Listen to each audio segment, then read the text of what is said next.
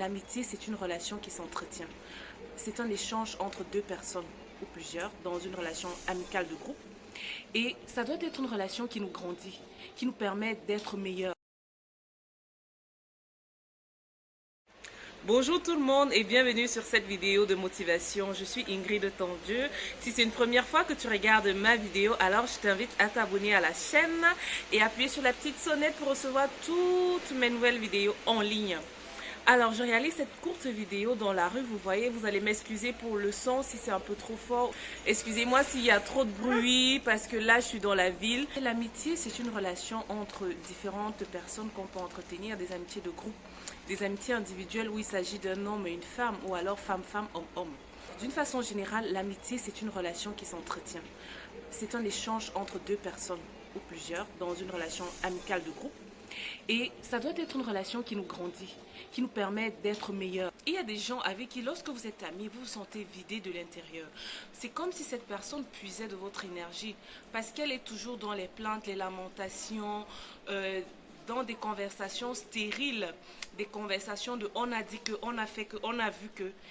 Et ça ne vous apporte rien dans la mesure où vous-même, vous n'êtes pas dans cette logique-là. Si vous êtes une personne d'esprit, donc une personne qui pense beaucoup dans que vais-je devenir, comment est-ce que je vais réaliser mes rêves, quelles sont les procédures à prendre pour trouver un travail, pour réussir à l'école, bref, pour réussir dans sa vie, et que vous avez en face de vous une personne qui est toujours en train de vous parler des noms des gens, des relations qu'elle a eues ou qu'elle n'a pas eues, une personne qui est toujours en train de vous parler de tout sauf de ce qui vous importe, sauf de ce qui pourrait vous grandir, sauf de vos centres d'intérêt, qui ne s'intéresse pas du tout à ce que vous pouvez avoir comme rêve, au challenge que vous avez dans la vie.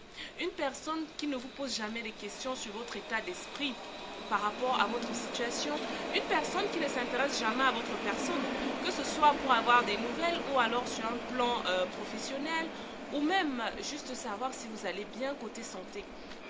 Ces personnes-là, elles sont toujours en demande. Elles veulent que vous leur apportez de votre temps, de votre énergie. Donc, vous faites tout cela pour elles. Comment tu vas? Quelles sont tes occupations? Est-ce que tu as évolué ou pas? Qu'est-ce que tu as fait? Qu'est-ce que tu n'as pas fait? Donc, elles vous demandent de votre temps, de votre énergie sur toutes les formes. Il y a des personnes qui peuvent supporter cela. Mais à un certain moment, il faut être réaliste que ça ne va pas être éternel, ça ne va pas durer. Il faut être réaliste qu'une relation, c'est du donnant-donnant, c'est du gagnant-gagnant. On avance ensemble, on grandit ensemble, on s'apporte un plus réciproquement. Donc, les relations où la balance va d'un côté, ça, c'est pas propice pour une croissance vers une vie de succès. Alors, les amis, je vous invite à vous poser de bonnes questions par rapport aux personnes que vous laissez entrer dans votre vie. Prenez toujours le temps de savoir si vous avez une même vision de vie que ces personnes avec qui vous vous mettez en amitié. Prenez toujours le temps de savoir si cette personne-là, vous êtes capable de lui apporter un plus. Ou alors, ce qu'elle est capable de vous apporter, est-ce que cela va dans votre sens? Sinon, franchement, ce n'est pas la peine de se perdre en temps et en énergie. On a vu dans les réseaux sociaux les conséquences des relations amicales. Il y en a qui brûlent les magasins de leurs amis par jalousie, beaucoup de jalousie. Il y en a qui posent des actions par manque de maturité, d'inconscience par rapport à l'impact que l'acte qu'ils auraient posé aurait dans la vie de leur ami. Et vraiment, c'est pitoyable. Il y en a qui vont jusqu'à coucher avec les maris de leurs amis.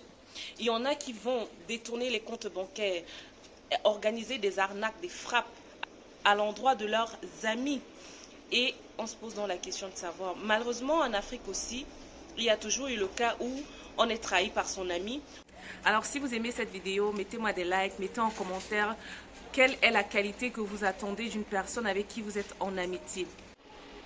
On a vu en Afrique des cas de trahison des amis depuis l'histoire, de la période de l'indépendance, la période de l'esclavage. Ce sont des chefs qui menaient des guerres entre les tribus voisines ou les pays voisins et kidnappaient des personnes qui vendaient aux colons.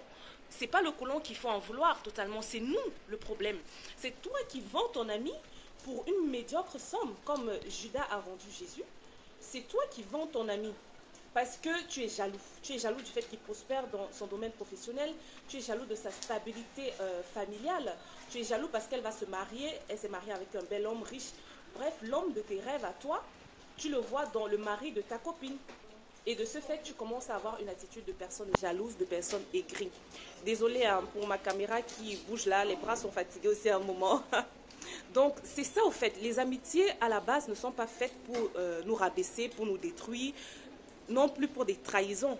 Mais malheureusement, l'histoire nous a montré plus d'une fois, et sur tous les plans, que ce soit politique, que ce soit gouvernemental, que ce soit même sur le plan familial, que certaines personnes avec qui nous entretenons des meilleures relations sont ces personnes-là qui nous vendent moins cher. Oui, ce sont ces personnes-là qui savent tous nos secrets, qui connaissent notre vie, notre planning journalier, familial, professionnel. Ce sont ces personnes-là qui nous vendent vraiment moins cher, tout simplement pour de la jalousie, de la haine, de la aigreur, du fait qu'elles n'ont pas pu réaliser certaines choses dans leur vie que nous réalisons. Voilà, elles vont être jalouses. Mais moi, je me dis, comme solution, si on procède autrement, c'est-à-dire être humble, savoir poser de bonnes questions. Une personne qui a réussi à l'école, vous allez lui demander, mais comment est-ce que tu as procédé? Comment est-ce que tu travaillais? Quelle est la méthode que tu utilisais pour travailler les exercices? Et comment est-ce que ça te permettait d'avoir confiance en toi pour pouvoir continuer? Une personne qui a une bonne carrière professionnelle, demande-lui tout simplement comment est-ce qu'elle a procédé pour en arriver jusque-là. Rapproche-toi de la personne, être assez humble, poser de bonnes questions et non pas venir faire des flatteries inutiles et être béni, oui, oui, mais entretenir une jalousie, une aigreur, mais une haine. Cette personne, quand elle s'est battue, on n'était pas là. Cette personne, quand elle a vu du noir, quand elle a charbonné, quand elle a passé les moments les plus obscurs de sa vie, on n'était pas forcément là. Donc, même si on était là, vous savez, moi je pense qu'on est là pour avancer ensemble, pour apporter un plus, on est complémentaires au fait. Donc ça ne sert à rien la jalousie, ça nous détruit nous tous, tant toi qui es jaloux que celui à qui tu fais ta jalousie. Donc vraiment être humble, poser des questions. Et pour ce qui est des personnes qui ont réussi, franchement, moi j'ai remarqué que dans la société européenne et partout ailleurs, excepté quelques cas en Afrique, des personnes quand ils réussissent, ils écrivent des livres, ils mettent un système en place qui permet de partager la connaissance, de partager la méthode, la stratégie, le processus qu'ils ont pratiqué pour en arriver là. Mais ce n'est pas le cas de beaucoup d'entre nous, malheureusement, dans la société aussi européenne, mais très peu, et dans les sociétés africaines, alors là, laisse tomber. Pourquoi? Pourquoi cette haine? Pourquoi cette perte de temps? Il y a de l'abondance pour tout le monde. Il y a du miel, il y a du beurre. Sincèrement, moi je pense que la richesse, il y en a pour tout le monde. Je vais vous prendre un cas des États-Unis que j'aime bien mentionner. Il y a de cela quelques années, on avait des stars comme Whitney Houston. On savait que là, c'est le maximum. C'est l'apogée, c'est la diva, c'est la vedette. C'est la queen de la pop, du R&B et tout ce que vous voulez. Mais quelques années plus tard, on a vu des stars qui sont nées. De nos jours, on peut citer Beyoncé, qui est la Queen Bee. Il y a Rihanna. Il y a même encore tout récemment Cardi B. Donc, pour vous dire que elles ont immergé derrière Whitney Houston, plein d'autres que je ne peux pas citer dans la vidéo. Sinon, ça sera long. Mais ça n'a pas empêché qu'elles aient leur place. C'est ton travail, c'est ta persévérance.